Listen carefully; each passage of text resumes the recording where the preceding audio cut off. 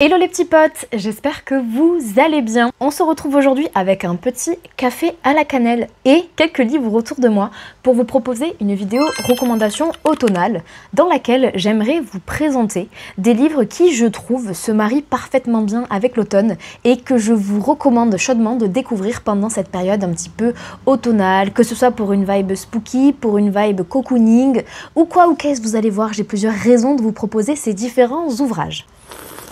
Donc j'ai choisi 10 livres à vous recommander en tout genre. Je les ai classés en 3 catégories, le jeunesse, le young adulte et l'adulte, que je vais d'ailleurs vous présenter dans cet ordre-là. On a un petit peu de tout. On a du roman, de la BD, du roman graphique, on a de la romance, on a de la fiction, on a du fantasy fantastique. Bref, j'espère que vous parviendrez à trouver quelques petites choses qui pourraient vous plaire pour la saison. Je vais donc commencer par les romans et les livres que je recommande pour du jeunesse en automne. Ils sont au nombre de 2. Donc on a tout d'abord Magic Charlie de Audrey Alouette, qui est une autrice française que j'ai rencontrée 2 ans de suite. 2 ans de suite? Oui, il me semble.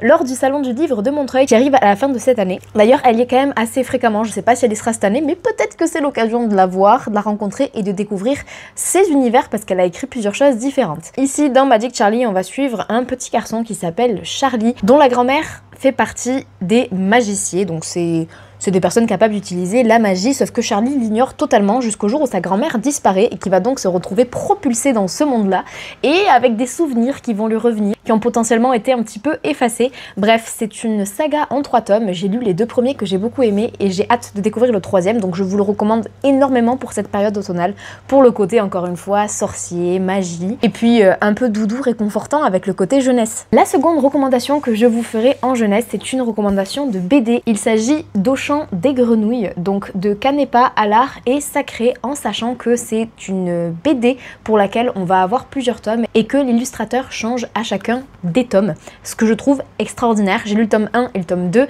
et je trouve que c'est, je sais pas, j'adore le fait que l'illustrateur ait la chance d'apporter sa petite patte à cet univers à travers son style, à travers ses dessins, et je trouve que c'est formidable. Donc ici on va suivre plusieurs petits personnages dans la forêt, donc on a la famille des lapins, la famille des araignées, la famille des grenouilles, etc. etc.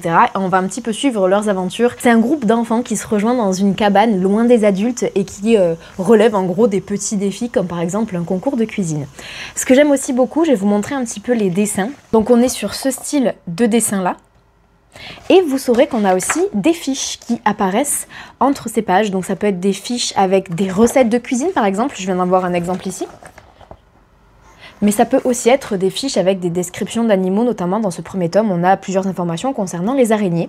Et je trouve que c'est une excellente BD pour la période automnale, mais pour toute la période hivernale et en fait pour tout le temps. Ensuite, pour le young adulte, j'ai sélectionné 4 livres. Donc je vais peut-être commencer par vous présenter les romans graphiques. Le tout premier, il s'agit de The Witch Boy que j'ai en VO mais qui, me semble-t-il, est traduit en français, qui est aussi une saga en plusieurs tomes où on va être dans un univers dans lequel la magie existe mais c'est assez sexiste dans le sens où on va avoir les femmes qui sont cantonnées à l'utilisation de la magie et les hommes qui sont cantonnés à l'utilisation, comment dire, ils sont capables de changer de shape-shift, de changer de forme, de se transformer, style en loup-garou par exemple. Et on va suivre un jeune garçon qui s'appelle Aster, qui pour le coup, eh bien lui il est pas très doué pour tout ce qui est métamorphose, c'est ça le bon mot, et qui a par contre une certaine affinité avec la magie.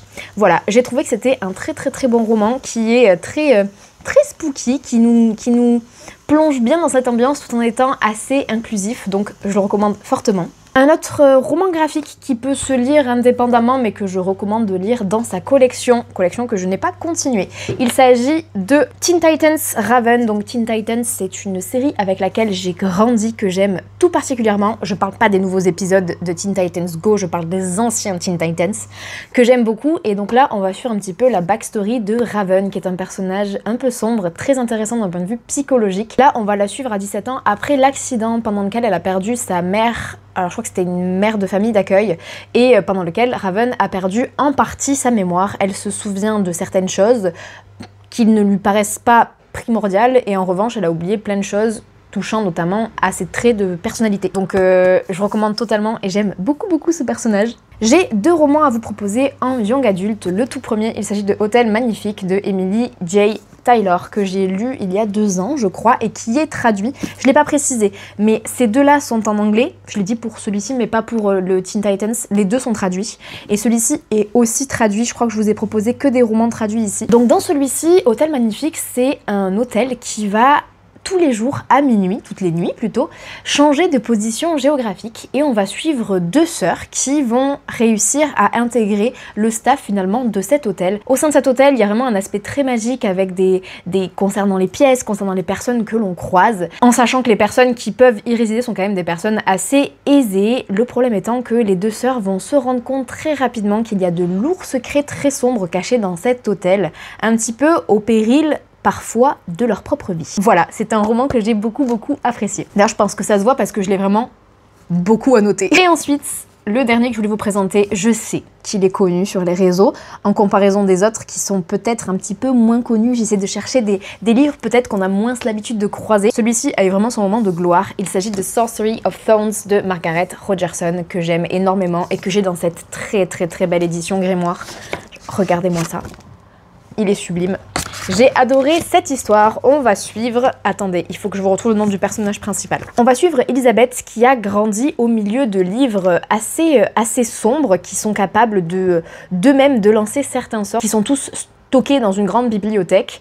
Elle se bat, Elisabeth, au quotidien justement contre cette magie noire de façon à protéger le monde de cette magie cantonnée dans cette bibliothèque jusqu'au jour où il y a un grimoire qui va s'échapper et qui va semer la mort et la destruction sur son passage et c'est elle qu'on va accuser de l'avoir laissé s'échapper. Et elle va donc se retrouver entraînée dans une espèce d'épopée avec 2 personnages que j'aime fort d'amour, que je trouve extraordinaire, en particulier Silas, si vous l'avez lu, mon dieu, mais ce personnage est génial. Bref, 3 personnages principaux dans tous les cas, Elisabeth comprise, qui sont trop cool. Je suis désolée, j'ai ma machine en fond, vous allez l'entendre un petit peu. J'aime énormément cette histoire, je vous la recommande chaudement, s'il vous plaît. Je sais qu'il a été hypé sur les réseaux sociaux, mais franchement, il mérite sa hype. Il me reste donc à vous présenter 4 romans adultes, très différents, tous les uns des autres. Le tout premier, c'est une BD qui s'appelle Happy Endings de Lucie Brion. Alors, je vais tenter avec la machine en fond de vous justifier le pourquoi du comment est-ce que celui-ci fait partie de la sélection, parce que comme vous pouvez le constater déjà dans un premier temps par rapport aux palettes de couleurs utilisées assez pastel, on n'est pas vraiment sur une vibe automnale. Mais je trouve que c'est une lecture extrêmement doudou, extrêmement douce et très réconfortante puisqu'on va suivre 3 histoires avec des fins heureuses, toutes les 3 très différentes avec des personnages giga attachants. Je vais peut-être juste vous lire ce qui est écrit en 4e de couverture parce que ça donne déjà un petit aperçu de ce qu'on peut y trouver. On nous dit « Il était une fois un jeune homme posant nu, une nuit de nouvel an. Il était une fois 2 agents spatio-temporels envoyés dans une petite ville de bord de mer. Il était une fois un jardinier de cimetière et un pleureur de tombes professionnel. Et ils finirent, allez savoir. » J'ai fait une micro-pause le temps que la machine à laver se calme. Je reviens tout de suite. Dernier livre que je voulais vous présenter, c'est un livre qui fait partie de mes meilleures lectures de l'année dernière. Il s'agit de The Familiar de Leigh Bardugo, que j'ai dans cette très belle édition aussi. Et forcément, les livres que j'ai aimés, je les ai souvent dans des très belles éditions. En tout cas, j'essaie, même si c'est pas toujours le cas. Elle est tachée. Je sais pas si vous voyez, je suis très triste. Elle est où la tache? Là.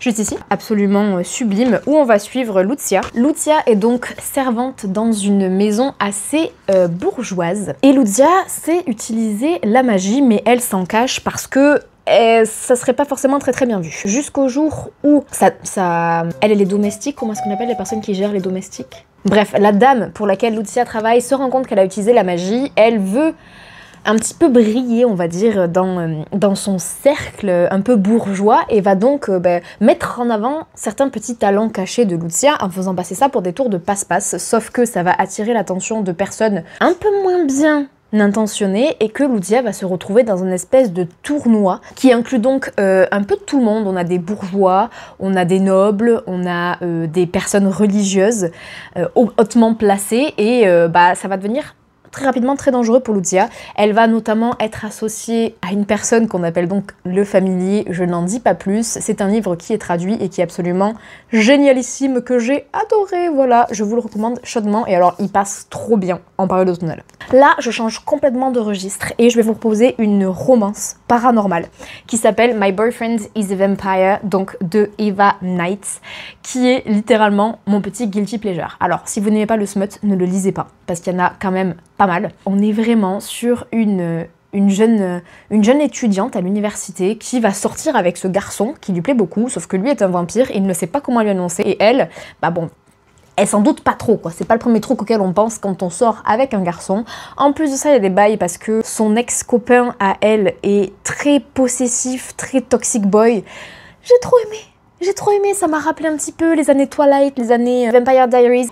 Trop cool, j'ai trouvé ça génialissime, très doudou, très un peu, comment dire, réconfortant, je crois que c'est le mot.